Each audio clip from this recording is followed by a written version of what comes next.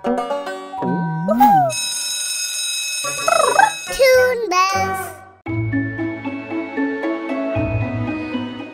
के पेड़, हम तुम्हें कितना मान सम्मान देते थे और तुमने इसका हमें ये इनाम दिया। ये मेरी गलती से नहीं हुआ। अब हम तुम्हारा एक भी फल नहीं खाएंगे, ना ही कोई कभी तुमसे बात करेगा। दोस्तों, मेरी बात सुनो। एक जंगल में सभी पक्षी और जानवर बड़े ही प्यार और सम्मान के साथ रहते थे। जंगल बहुत ही खूबसूरत था। इस जंगल में एक आम का पेड़ था जिसमें बहुत ही मीठे आम लगा करते थे। इन आमों को सभी जानवर बड़े ही चाव से खाते थे। इसी वजह से ये आम का पेड़ पूरे जंगल में मशहूर था। पर गोल्डी बाज इस पेड़ से बुरी तरह से जला करता था।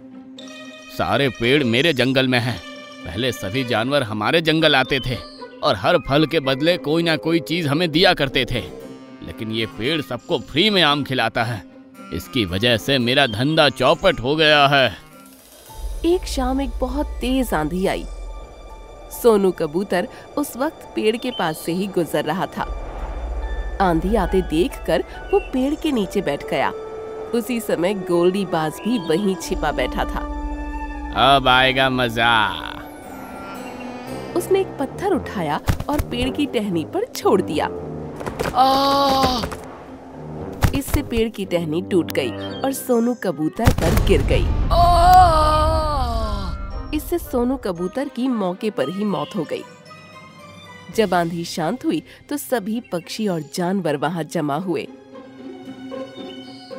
आम के पेड़, हम तुम्हें कितना मान सम्मान देते थे और तुमने इसका हमें ये इनाम दिया। ये मेरी गलती से नहीं हुआ। आंधी बहुत तेज थी और तुमको अपनी टहनी संभालनी चाहिए थी। तुम्हारी वजह से हमारे सोनू कबूतर की मौत हो गई। अब हम तुम्हारा एक भी फल नहीं खाएंगे, ना ही कोई कभी तुमसे बात करेगा। दोस्तों, मेरी बात सुनो। सभी वहां से चले गए। उसके बाद पेड़ बेचारा बिल्कुल अकेला हो गया और दिन रात बस रोकर बिताने लगा। इस जंगल में मीनू चिड़िया भी रहा करती थी, जिसके साथ उसके 3 बच्चे थे। बच्चों, तुम लोग कहीं मत जाना, मैं तुम सबके लिए खाना तलाशने जा रही हूँ। वापस लौटते हुए शाम हो जाएगी मुझे। मम्मी, सभी पक्षी सिर्फ 1 घंटे में फल लेकर आ जाते हैं, लेकिन आपको हमारे लिए कोई भी फल लेकर आने में इतना समय क्यों लगता है? बच्चों, हमारे जंगल में आम के अलावा एक भी फल का पेड़ नहीं है और उससे हम आम ले नहीं सकते।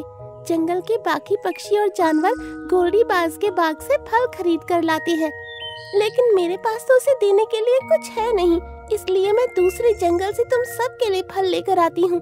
इसलिए मुझे समय ज्यादा लग जाता है। ठीक है मम्मी, जल्दी आना।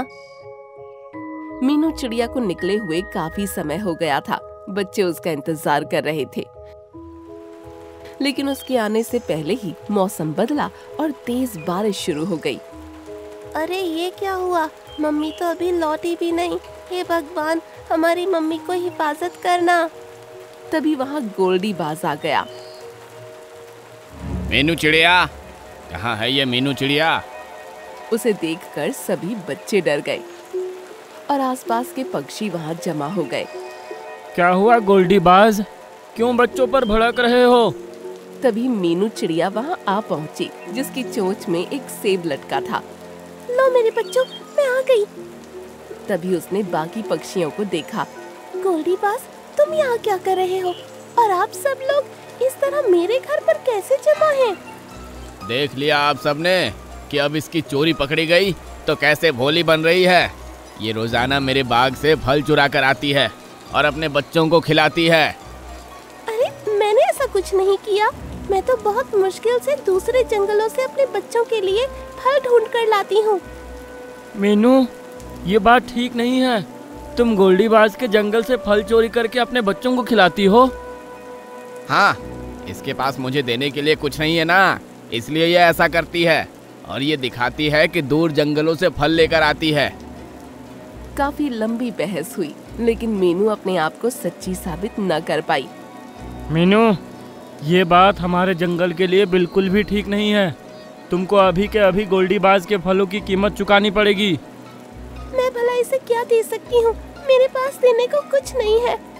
तुम्हारे पास कुछ नहीं है तो क्या हुआ? ये घर तो है।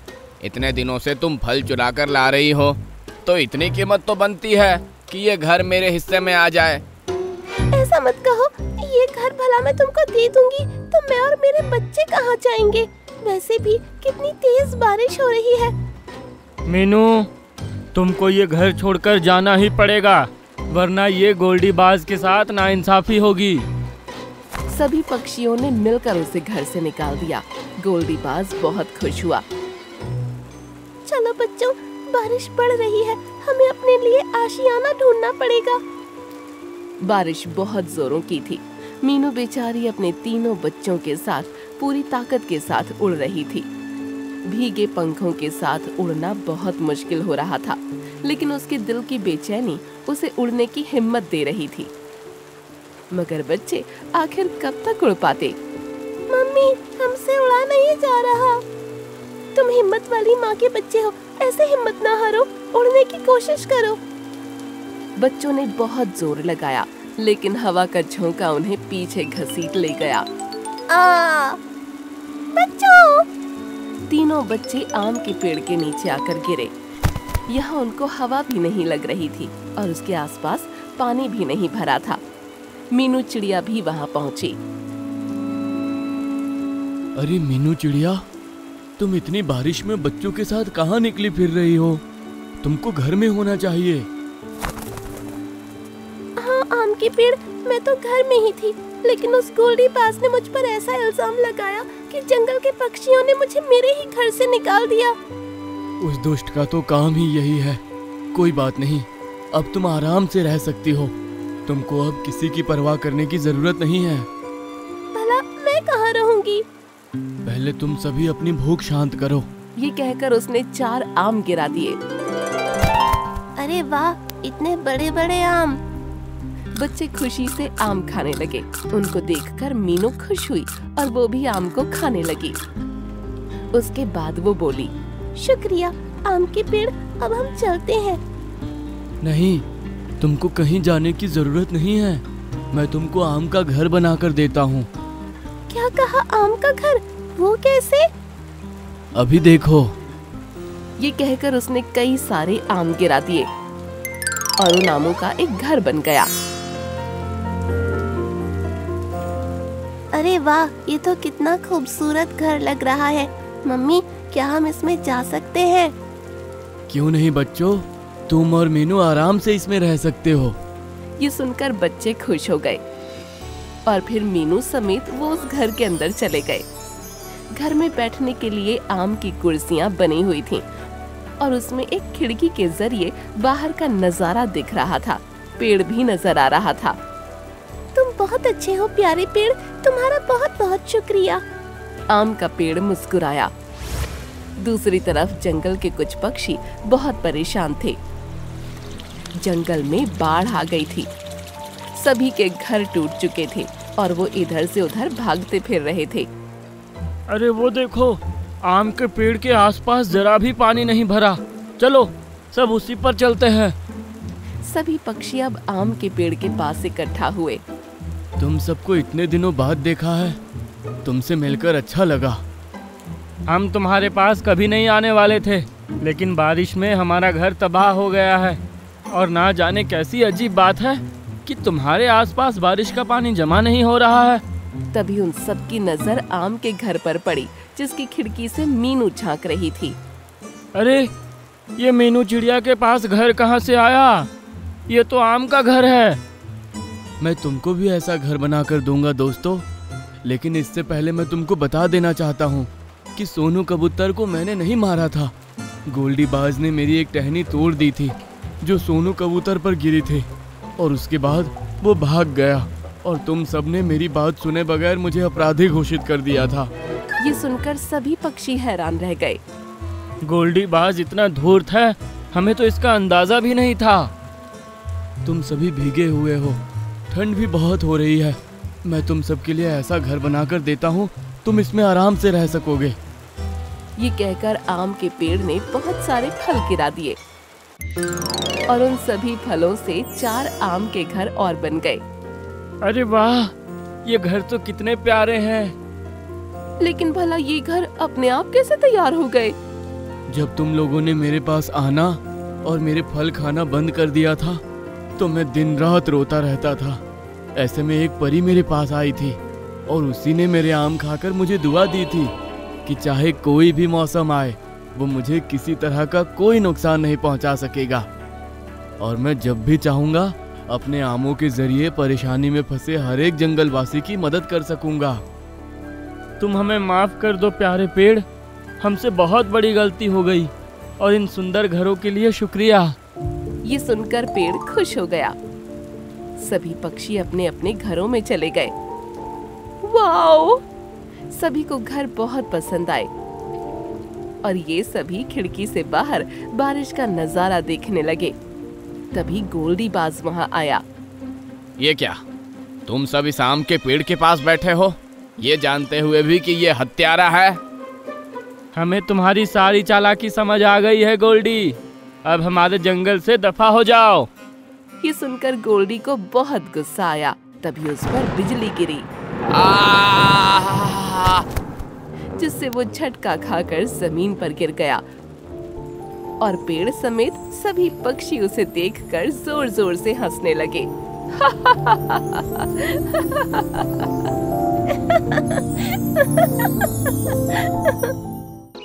हैं? ये सोनू कबूतर पागल हो गया है क्या? खाने की जगह पत्ता चुग कर ला रहा है। सोनू कबूतर, मुझे लगता है कि तुमने इस टोकरी में 20 पत्ते तो जमा कर ही लिए हैं, लेकिन ये पत्ते आखिर तुम इकट्ठा क्यों कर रहे हो? ड्रीमलैंड जंगल में मौसम बहुत सुहाना था। आज धूप नहीं निकली थी और ठंडी हवाएं चल रही थीं। वाह, कितना प्यारा मौसम है। 50 डिग्री की गर्मी झेलने के बाद ऐसा मौसम देखकर बहुत अच्छा महसूस हो रहा है। जहाँ जंगल में सभी पंछी खुश थे, वहीं सोनू कबूतर बहुत ज्यादा परेशान दिख रहा था। अभी से इतनी घने बादल और ठंडी हवाएं, जब बरसात का मौसम आएगा तब भला क्या होगा? यही सोचते हुए वो टीनू चिड़िया के पास गया। अरे ओ टीनू चिड़िया, आज तुम्हारे घर में खाने को कुछ है क्या? असल में मेरे पंख में दर्द हो रहा है, इसलिए मैं खाना तलाश करने नहीं जा सकता। माफ करना कबूतर भैया, हम तो बस अपने और अपने बच्चों के लिए ही खाना तलाश कर लाते हैं और उसे खाकर सो जाते हैं। इसका मतलब है कि तुम सिर्फ उतना ही खाना ढूंढ कर लाते हो जितना तुम आज खा सकते हो, कल के खाने की तुम्हें कोई फिक्र नहीं। अरे ओ सोनू, क्यों मेरी बीबी को टेंशन दे रहा है? कल की कल देखी जाएगी, अभी से सोचने लगे तो सो भी नहीं पाएंगे। चलो डार्लिंग, सोने चलते हैं। सोनू कबूतर ने आगे कुछ नहीं कहा और वो चिंकी मैना के पास गया। चिंकी मैना, मुझे बहुत भूख लगी है, क्या तुम्हारे पास कुछ खाने को मिलेगा? कबूतर भैया, अगर तुम कुछ देर पहले आ जाते तो हम तुमको अपने साथ ही खाना खिला लेते, लेकिन अभी तो हमारा सारा खाना खत्म हो गया। ये सुनकर कबूतर आगे चला गया। इसी तरह वो कई घरों में गया, लेकिन कोई भी उसको ऐसा नजर नहीं आया जिसको कल की फिक्र हो। अब वो थक कर तालाब के किनारे बैठ गया और गहरी सोच में डूब गया। जंगल में जब बारिश आएगी और घर से निकलना मुश्किल होगा, तब ये सब क्या खाएंगे? ये तो कल की कोई चिंता ही नहीं करते। इस बारिश के मौसम में मेरा आधा जंगल तो भूखा रहकर ही खत्म हो जाएगा, फिर मैं अकेला जीकर क्या करूँगा? उसके दिमाग में बस यही बात घूमती रही और घंटों उसने ऐसे ही निकाल दिए। तभी उसके सामने एक देवी प्रकट हुई। सोनू कबूतर, तुम इतना परेशान क्यों हो रहे हो? अरे, आप तो कोई देवी लगती हैं। प्रणाम देवी। तुम्हारी दुखी दिल की पुकार इतनी ज्यादा थी कि 7 आसमान पर बैठी हुई मैं भी उसको सुनकर खुद को यहाँ आने से रोक ना पाई। बोलो, तुम्हारे दुख का कारण क्या है? देवी जी, मेरे जंगल के सभी पक्षी बड़ी ही आराम परस्त वाली जिंदगी जी रहे हैं। कुछ ही दिनों में बरसात का मौसम शुरू होने वाला है और इनको उसकी कोई चिंता ही नहीं है। बरसात में जब इस इलाके से निकलना भी मुश्किल होगा तो ये लोग कहाँ से खाना लाएंगे? और कैसे जिंदा रहेंगे? बस इसी बात की चिंता मुझे खाए जा रही है। ये सुनकर देवी ने कुछ सोचा, फिर बोली, जब तुम यहाँ से अपने घर जाओगे तो तुम्हारे पेड़ पर तुमको एक खाली टोकरा रखा मिलेगा। एक खाली टोकरा? लेकिन उससे मेरी समस्या का क्या समाधान होगा? अब देवी ने सोनू कबूतर के कान में एक बात कही और फिर वो गायब हो गई। सोनू कबूतर खाने की तलाश में निकल पड़ा। काफी ढूंढने पर उसे एक अमरूद का पेड़ नजर आया। शुक्र है, एक पेड़ तो दिखा। उसने अमरूद के पेड़ से अमरूद खाया और फिर उस पेड़ से एक पत्ता तोड़कर ले गया। जब वो अपने इलाके में पहुंचा तो सभी पंछी उसको अजीब तरह से घूरने लगे। हैं? ये सोनू कबूतर पागल हो गया है क्या? खाने की जगह पत्ता चुग कर ला रहा है। सोनू कबूतर अपने पेड़ पर पहुंचा तो उसे वहाँ एक टोकरा रखा नजर आया। उसने उस पत्ते को टोकरे के अंदर डाल दिया। सभी पंछी ये देखकर हैरान रह गए। सोनू कबूतर रोजाना अब अपने मुंह में पत्ते दबाकर लाता और उस टोकरे में रख देता।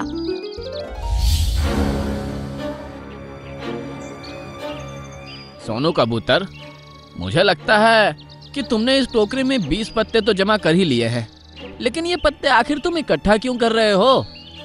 सभी पक्षी ध्यान से सुनो, इस टोकरे को भरने की अकेली जिम्मेदारी मेरी नहीं है। आज से तुम लोग जो भी फल खाओगे, तुमको भी उस पेड़ का एक पत्ता लाकर इस टोकरे में डालना है। और मेरी उम्र सबसे ज्यादा है तो तुमको मेरी बात माननी ही पड़ेगी।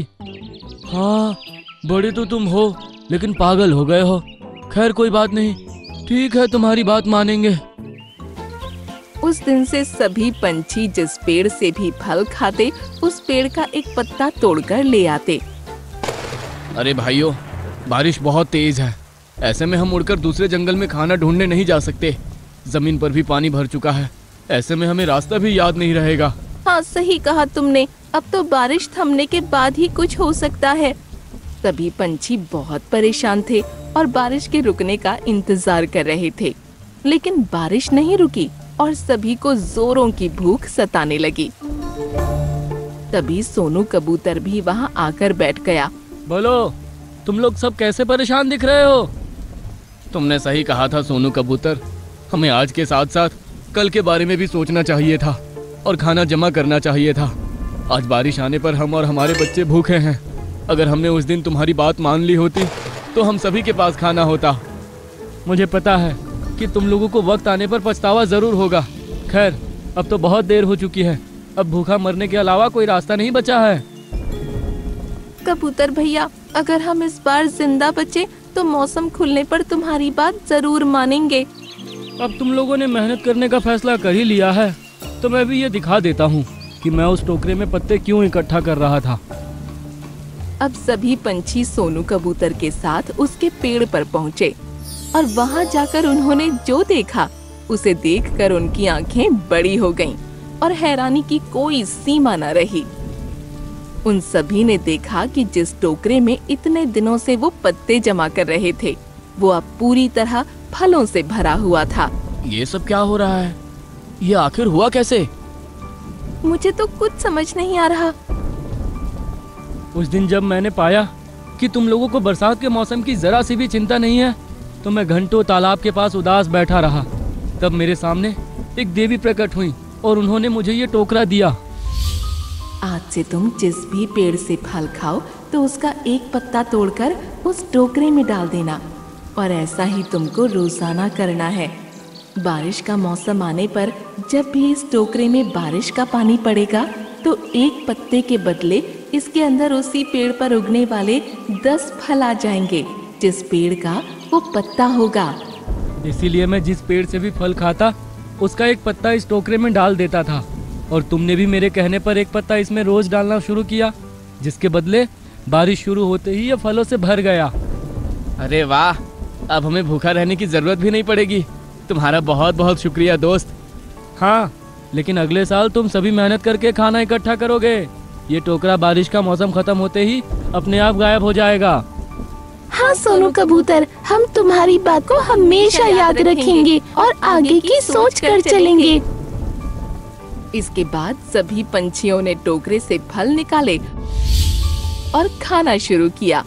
उनको चैन से खाना खाते देख सोनू कबूतर को भी बहुत सुकून मिला।